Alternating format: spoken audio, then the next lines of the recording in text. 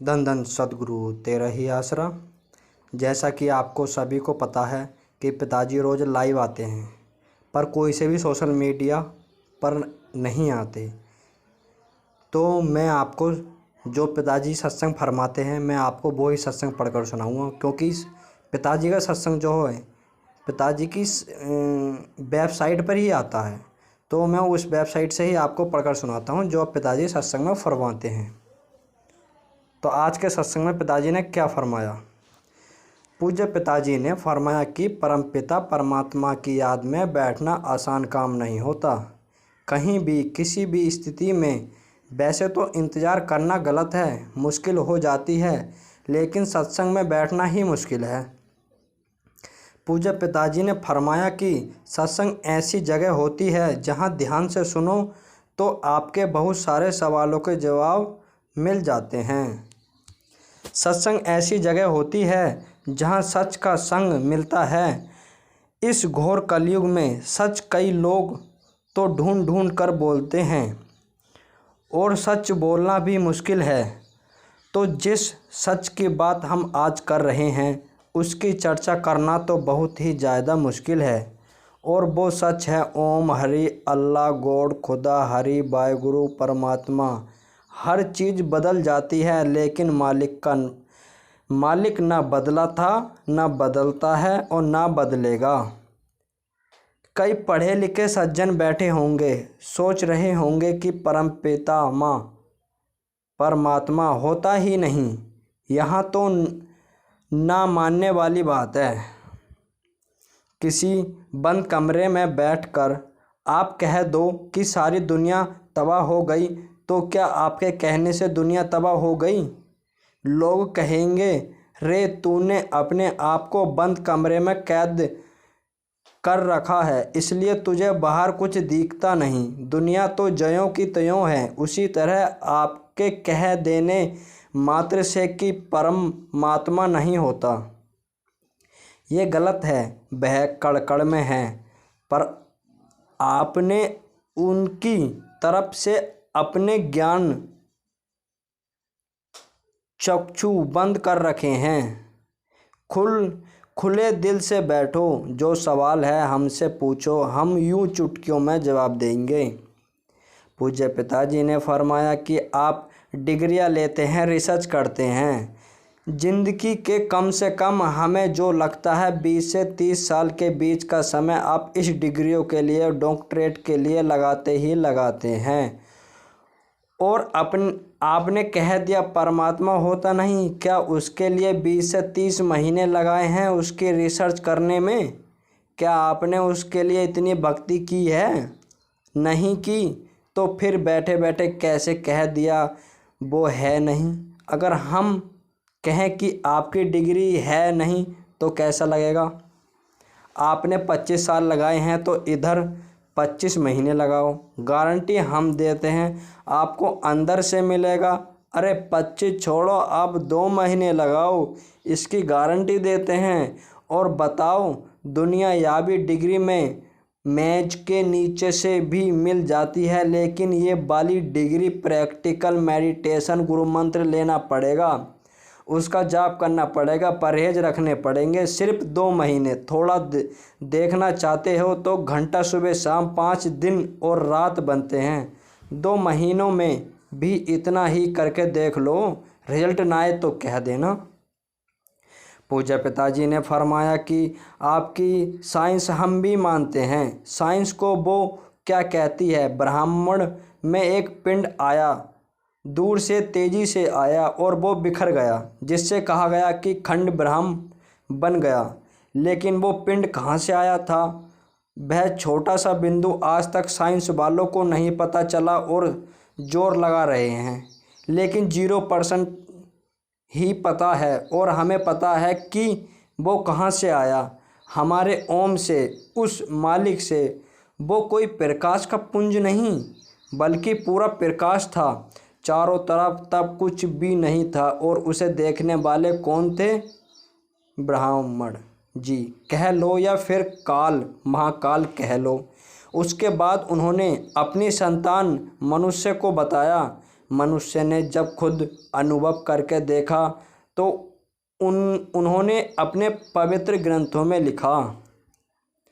पूज्य पिताजी ने फरमाया कि लोग कहते हैं कि ग्रंथों में झूठ लिखा होता है। कई लोग हमारे पवित्र ग्रंथों को झूठ बोलते हैं। पवित्र रामायण है, पवित्र गीता है, पवित्र महाभारत है। ये पवित्र इसलिए हैं क्योंकि इसमें हमारे भगवान जुड़े हैं, अवतार जुड़े हैं, देव जुड़े हैं, महादेव जुड़े हैं। लोग कहते हैं कि वो तो किस्से कहानियाँ हैं, उनके अनुसार केवल जो इतिहास है वही सही है, और हम कहते हैं कि इतिहास ही किस्से कहानियाँ हैं। कैसे रोकेंगे? ये तो अपना अपना ख्याल है। इतिहास किस्से कहानियाँ हैं या धर्म किस्से कहानियाँ हैं। इतिहास को लिखने वालों के बच्चे भी थे, परिवार भी था, और इधर धर्म को लिखने वाले जंगलों में गए, सारी दुनिया त्याग के हमारे लिए ग्रंथ लिखे। तो फिर उन्हें क्या लालच हो सकता है? झूठ लालच के लिए बोला जाता है तो इतिहासकार के लिए हो जा सकता है कि तलवार की नोक पर भी कुछ लिखवा लिया हो। उसके बाल बच्चे भी थे। लोभ लालच भी संभव हो जा सकता है, क्या इससे इनकार कर सकते हो? लेकिन संतों ने तो सारी दुनिया त्याग दी, उन्हें किस बात का लोभ लालच हो सकता है? उन्होंने प्रैक्टिकली जो देखा वही लिखा। इसलिए हम धर्मों की 100% गारंटी देते हैं कि वे सच थे, सच हैं और सच रहेंगे। पूज्य पिताजी ने फरमाया कि ये कलयुग है। धर्म का मिसयूज, गलत इस्तेमाल करने वाले बहुत हैं।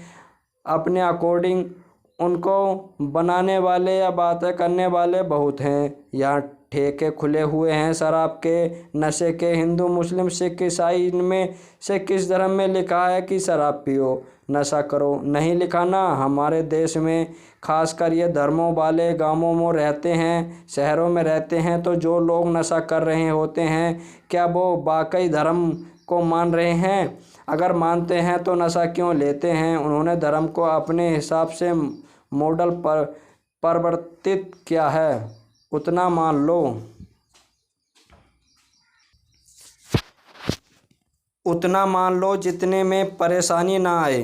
अगर जिस बात को मानने में परेशानी आए तो उस चीज़ को मत मानो, बस दिखावा कर लो। ये पहन लिया, वो पहन लिया, और जब देखो तो ठेके के आगे खड़ा है, जब देखो तो रात को बोतल खोलकर चुपके पी रहा है। ये किस धर्म में लिखा है कि पियो? धर्म को सही तरीके से मान कर देखो। हम गारंटी देते हैं अगर आज पूरा वर्ल्ड इसे मान ले तो अगले ही पल ये धरती स्वर्ग और जन्नत बन जाएगी।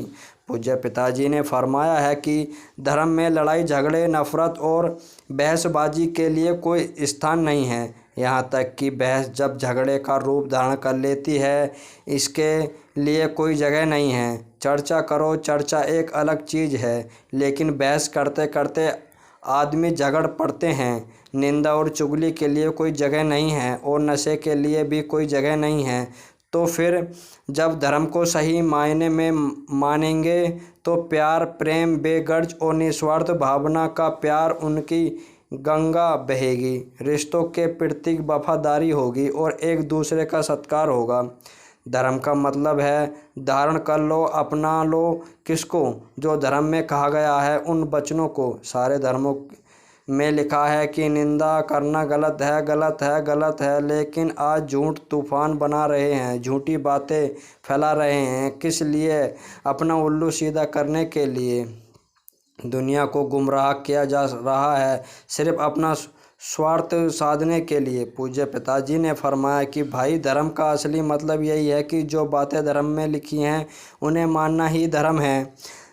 धारण कर लेना, अपना लेना। अगर आप धर्म का पहनावा पहनते हो लेकिन धर्म को नहीं मानते, सफ़ेद झूठ बोलते हो, चुगली करते हो, निंदा करते हो, नशे करते हो, यहाँ तक कि मांसाहार भी लेते हो, तो यह धर्म नहीं है। किसी भी धर्म में 100% ये जायज़ नहीं बताया गया। तो ये बातें आप अपने हिसाब से या कोई मॉडिफाई, परिवर्तित किए गए पवित्र ग्रंथों में आगे किसी ने लिख दिया, आप उन पर चलने लगे अपनी तरफ से, वो सही नहीं है। हमारे पुरातन पवित्र ग्रंथ जो हमारे महापुरुषों, संतों, पीरों, पैगंबरों, ऋषि मुनियों ने लिखे हैं उनमें 100% सच लिखा है। अगर इन बातों को मान लो तो अगले ही पल यह धरती स्वर्ग बन जाएगी।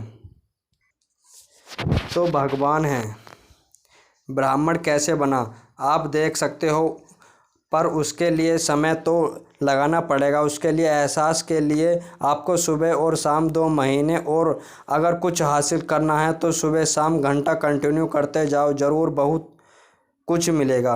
पूज्य पिताजी ने फरमाया कि डेरा सच्चा सौदा में 1948 से हम गारंटी देते हैं कि हमारे सारे धर्मों का सत्कार करते थे, करते हैं और करते ही रहेंगे। सारे धर्मों का सत्कार, मानस इंसान प्रभु के बनाए हुए सारे एक हैं, पूरी सृष्टि उसी की बनाई हुई है, और सबसे प्रेम करो बेगर्ज, और सारे धर्मों का सत्कार।